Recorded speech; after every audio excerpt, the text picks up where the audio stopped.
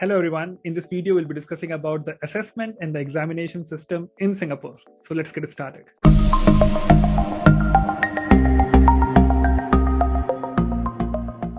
If you're new on this channel, let me introduce myself. I am Amit Samdarshi, an NUS MBA student and a product developer at PayPal. I have been studying in NUS for last 6 months, and before that I have studied in an Indian university called Indian Institute of Information Technology and Management. Whatever I'll be sharing in this video are my personal experiences, and I do not claim that everywhere in Singapore you will find the same examination system. So let us start the sharing. So the assessment has two major sections. One is the individual assessment and second is the group assessment.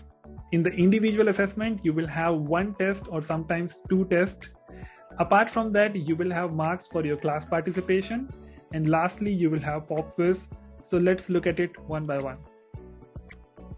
The first and the biggest part of your individual assessment is the tests that are conducted. Very likely you will have one test or sometimes two tests, and the test will be conducted in either two modes. One is the paper and pen mode and second is exemplify. Sometimes there are students who are not in Singapore, so the professor may conduct pen and paper exam for the students that are in Singapore, and if they are not here, they have to give the exam in the exemplify mode.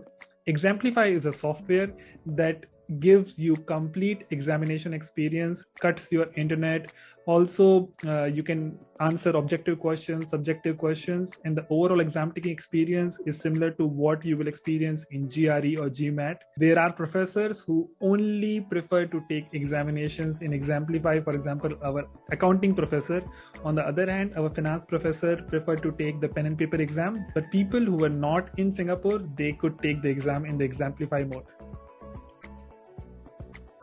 So a few days before the examination, your professor will definitely provide you with a list of sample papers or question papers so that you can judge what kind of questions will come in the exam.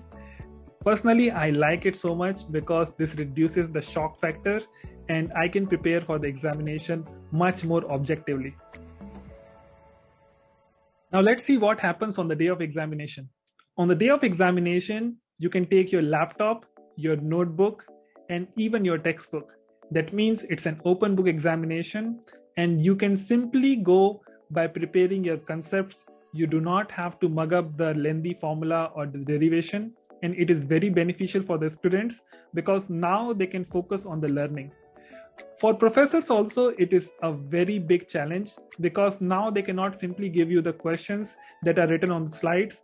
They have to prepare new questions that apply the concepts that are written on the slides or on the textbook. And this is a very good, a very healthy system. This makes the examination much more meaningful, and I totally support it. I believe that in India also we should have open book examinations, or at least every person should be allowed to take an A4 sheet where they can write the formula or the derivations and focus on the core of the subject. Instead of pressurizing their memories in the exam, they can really apply their minds. Now, after the test, let's talk about the class participation marks. If you ask good questions in the class, if you perform well in the class, and if you answer the questions, if the quality of your questions is really good, it's very easy to get the class participation marks. It really incentivizes the students to speak up, to put out their thoughts, and it makes the classroom a much more healthy place. Some professors also have surprise quizzes or pop quizzes, and your performance in those quizzes also adds up to your individual assessment. Now let's look at the group assessment. So very likely in each module, you will be a part of a big group of 5 people, 6 people, or sometimes even 7 people. And you have to do projects, assignments, or sometimes very big projects together. And how you perform in those presentations, how you perform in those projects determine how many marks you will get as a group. Now, here is a catch. There are times when the contribution of each person in the group is not same, and that is why there is a system of feedback. At the end of the semester, the professor can ask the group that if you want to point out a person who did not contribute well in the projects or the assignments, you can tell me, so that particular person will not get the same marks as the whole group is getting. He will be judged individually, and it can have a negative impact on their overall performance. So if you are a part of a group, it is very important to contribute well and have a good bonding with your group members. Now, after the assessment, let's look at the grading system. So the NUS MBA program has a different grading system, and whole of NUS has a different grading system. In NUS, in general, you have grades from A+ to F, but in NUS MBA program, you have the grades from fail to distinction. Fail is 0, pass is 3, merit is 4, and distinction is 5.